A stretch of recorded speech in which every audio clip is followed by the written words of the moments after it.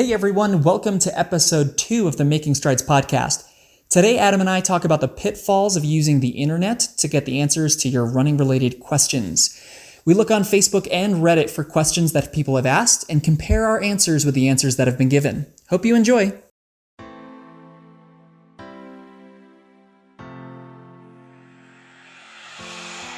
Welcome to Making Strides, a podcast aimed at empowering and educating runners.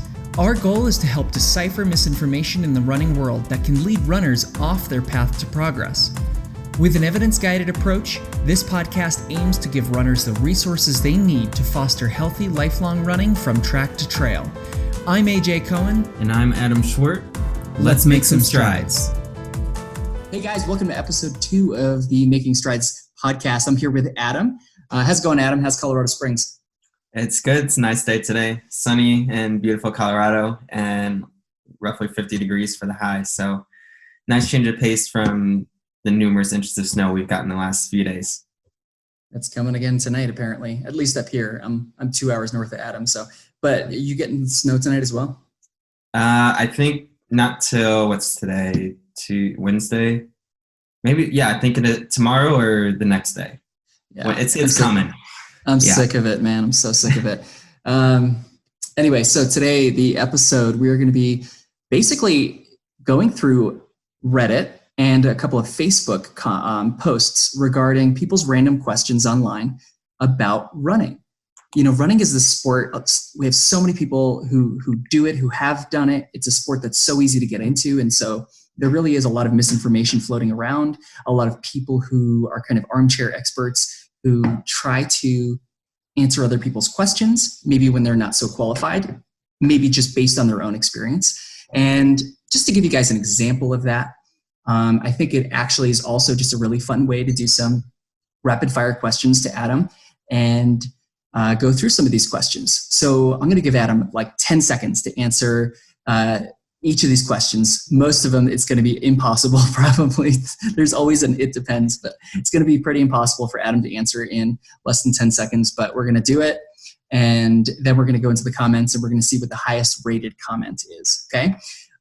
This is not to make fun of anybody's answers. This is not to make fun of anybody's questions. Every question's a good question. I really think that we just want to understand that it is a gamble when you ask just a general audience online for answers to some of these questions that seem simple but are really complicated behind the scenes. And so you may get lucky and you may get somebody answer with a really good answer. And so, anyway, let's get started. Can I add on to something real quick? Go for it. I think a lot of time everyone's really well intentioned when they respond to questions like these. Especially when it's geared towards an injury or pain. But what's important to remember is that everybody's situation is very individual and people respond to different things. So although you may have the same injury or the same location of pain, what helps somebody else and they're now recommending may not work for you, or it may work for you. There's just no way to know 100% based on what you can gather from one post on Facebook or Reddit, whatever the platform is, and then having a successful outcome. There's just not enough to pull from there to know that that's going to work for you. Yeah, totally. I always use the example of like the accountant. So I would never post personalized accounting questions on an online forum because those are so individualized. Maybe for a general population, it isn't so much, but like for somebody who's a business owner and stuff like that, I would never, that's a very skilled kind of situation. And so I would never pose that to Facebook. And then let's just say somebody who's like a school teacher or somebody who's like a personal trainer responds with a good answer. Even if it is a good answer, like I'm going to take that question to my accountant because they can very specialized and individualize the answer I need for my specific situation. I'm not gonna gamble on that, right? And this is where your health, health and fitness that we're talking about here. So typically people are, I feel like people value that quite a bit. And so Anyway, just, always advocating for ourselves and being running specialists. And so if you have a running related issue, go see a running specialist. But let's get down and dirty. If you guys like this question answer kind of format, we were just talking before this, we were thinking that we can, until we have more followers, is this Instagram, until we have more listeners that are active and kind of active in asking us questions via email or Facebook or whatever.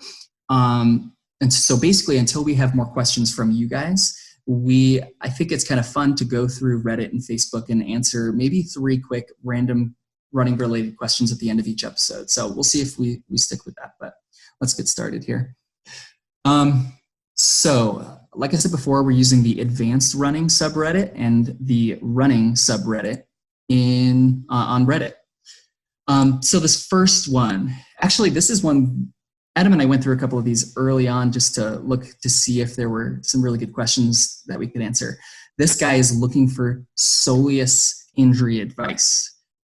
So he was basically training at 55 miles per week. He felt great. And then he went for a long run and had to cut his run short because of some significant pain he developed in his calf. He decided to stop running altogether as it became pretty painful and just started biking for a week after that. He tried running a week later, and he still says his quote unquote calf feels like a brick. He is basically asking, any ideas on what I should do? 10 seconds, Adam, go. Oh gosh. Okay. Well, see, this is where, you'd love to have like a lot more background. So he was is part of a long run, correct? Yep. A week ago. Okay. So, in general, in 10 seconds, so you strained your calf. What should I do? I just strained my calf. First off, it's hard for me to believe that you strained a calf on a long run unless you were really hammering it towards the end. So honestly, I think it's probably best described as more of a sensitivity, and continue to take it easy, regress your mileage, do a little bit of strength work. In this case, maybe a little bit of stretching in the initial phases, might be okay. I'm not generally for stretching globally speaking, but this might be a situation very early on just to get a little bit of stress or a little bit of tension through that, just to build a little bit of tolerance. And I know I'm way over 10 seconds here already. So I'm just going to stop. It's okay. This gets very complicated. So yeah, I definitely agree with pretty much everything you said.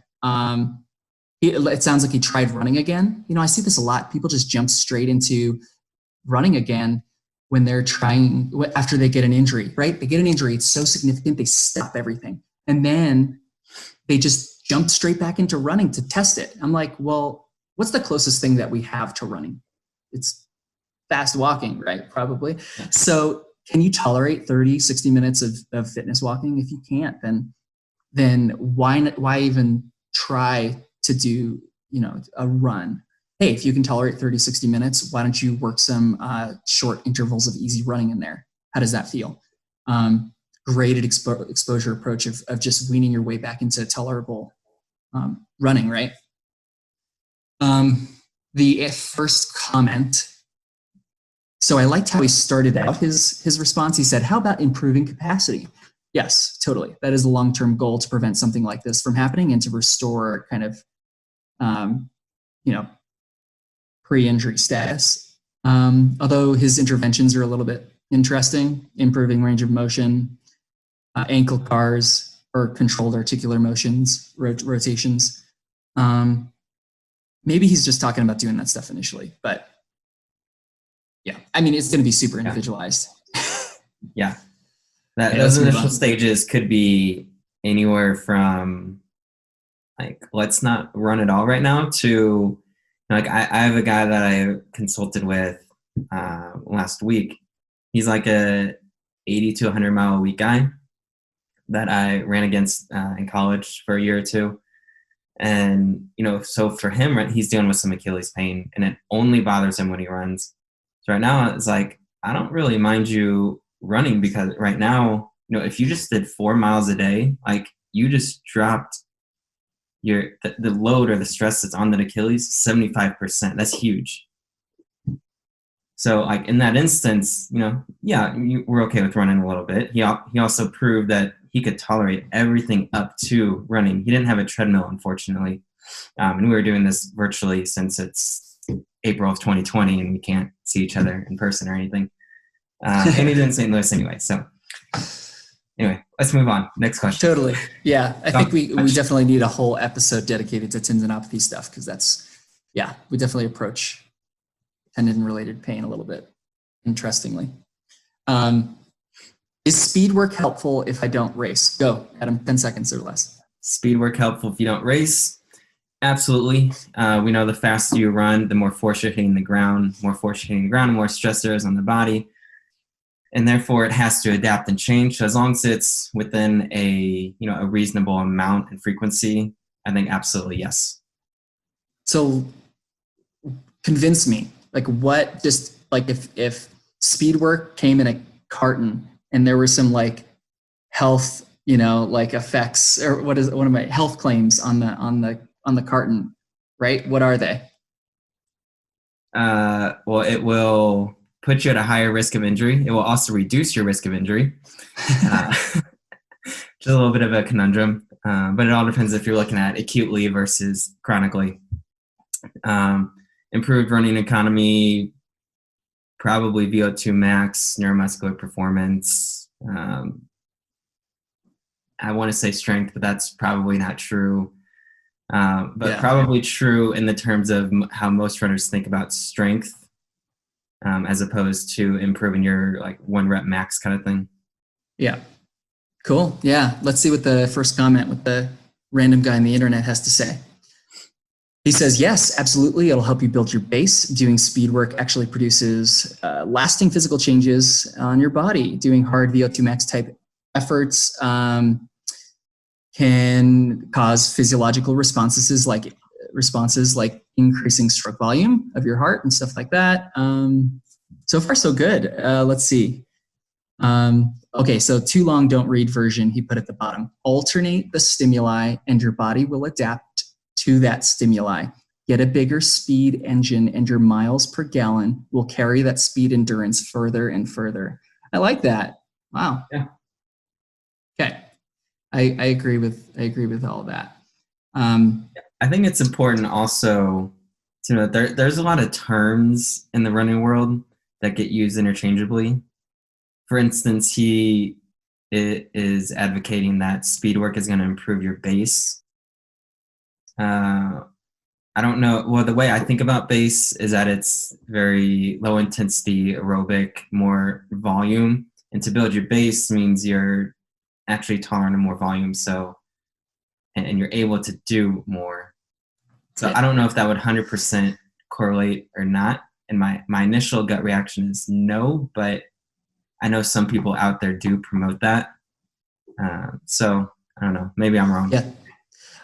Yeah, from my understanding, you definitely want to build a base, and then I think of the speed work.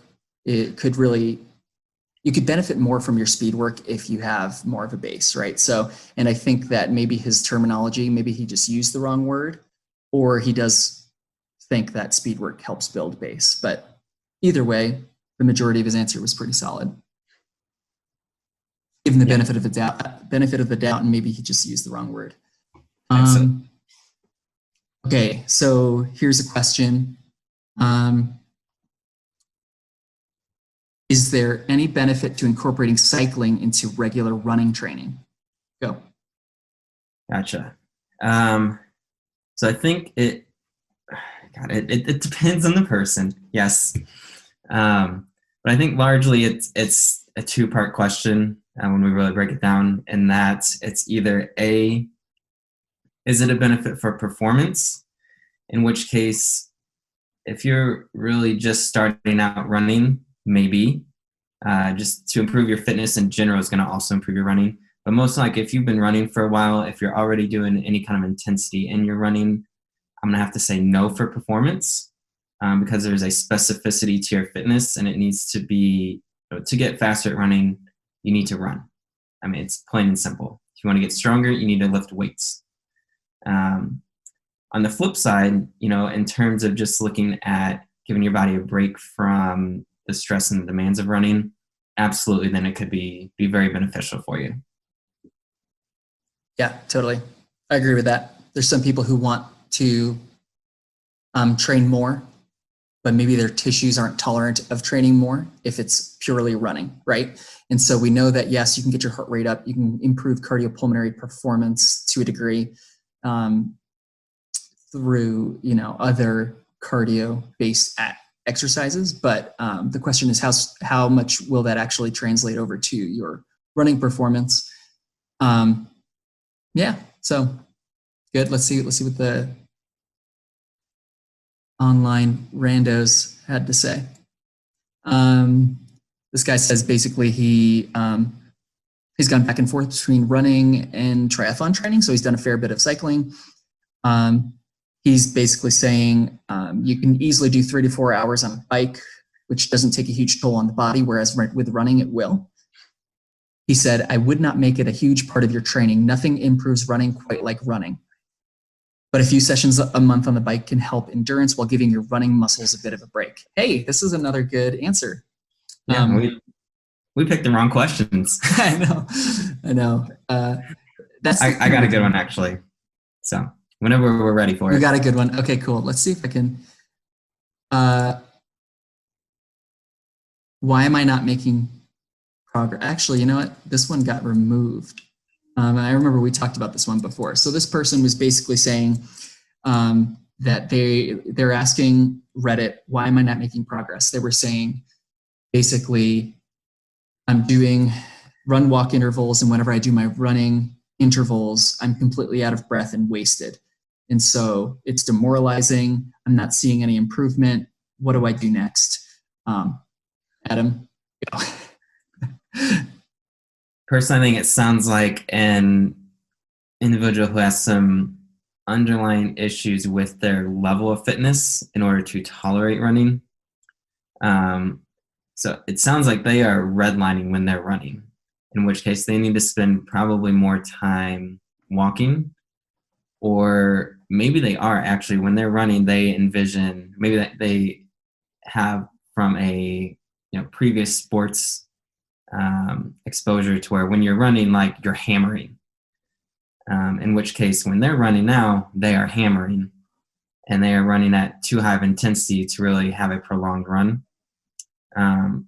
So I'd almost want to ask some more questions as far as how hard they're working, or like maybe how fast they're going, or how hard they feel like they're working when they're running. And then the same question when they're walking. Yeah, that's totally, definitely a good answer. Sorry, guys, we had to pause there. Baby was crying, and now Baby joined us. So hopefully he doesn't make too much noise, and we can answer maybe one more question. We'll do Adam's. Did you have just that one, or did you have more? Just the one. Okay, let's do that one, and then it happens to be a good example of the comments being maybe less than helpful. Okay.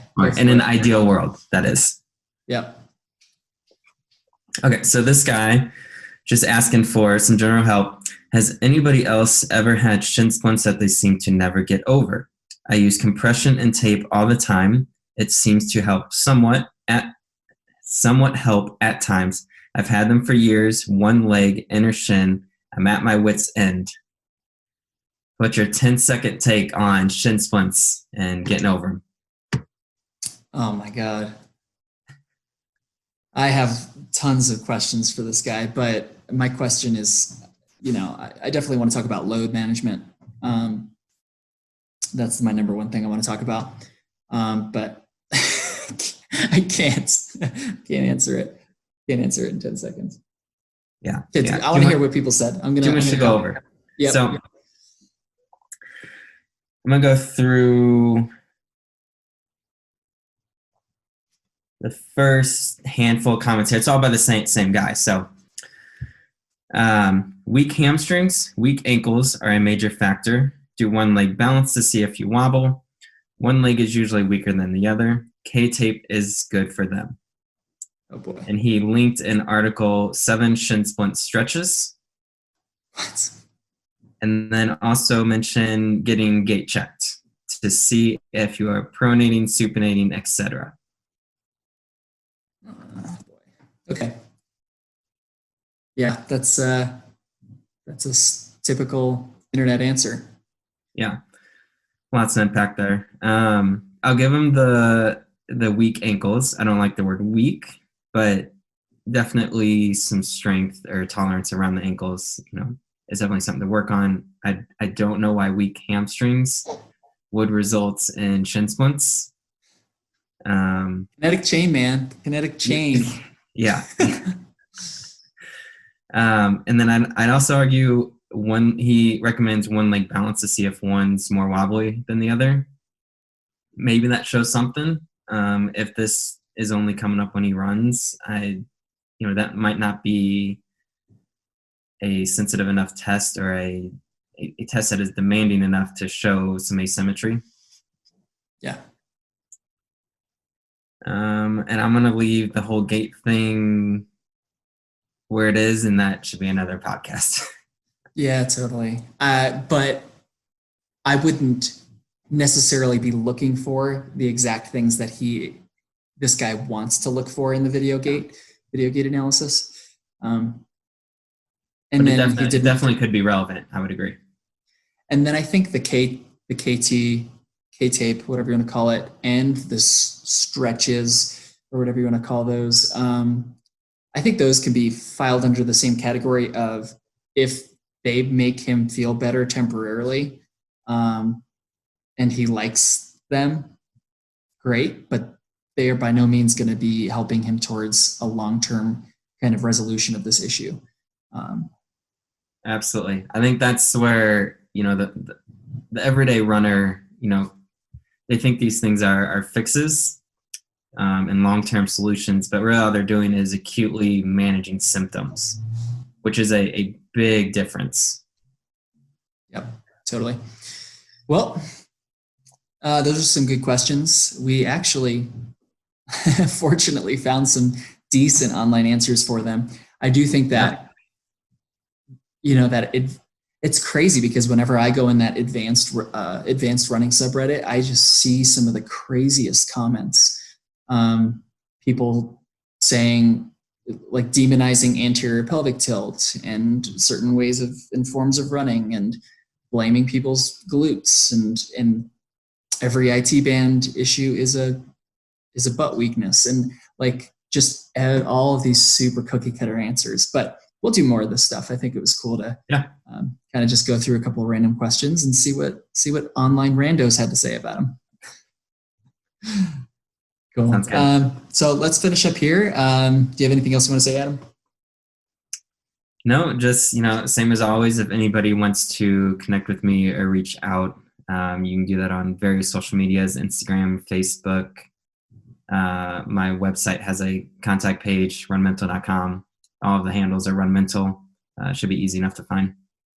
Yep, and I'm at upandrunningpt.com, A-N-D instead of N. I don't know. People have said up and running, like up and run. I don't know. It's upandrunningpt.com or upandrunningpt on Instagram and Facebook. Yeah, so we're both doing remote services right now. This podcast probably won't launch for a couple of weeks or a week or 2 or 3 or who knows, but I'm sure we'll still be doing remote services then. So if anybody needs help or if anybody needs coaching, we both do that too. So take care, guys, and go make some strides. Yeah, make some strides. Have a great day.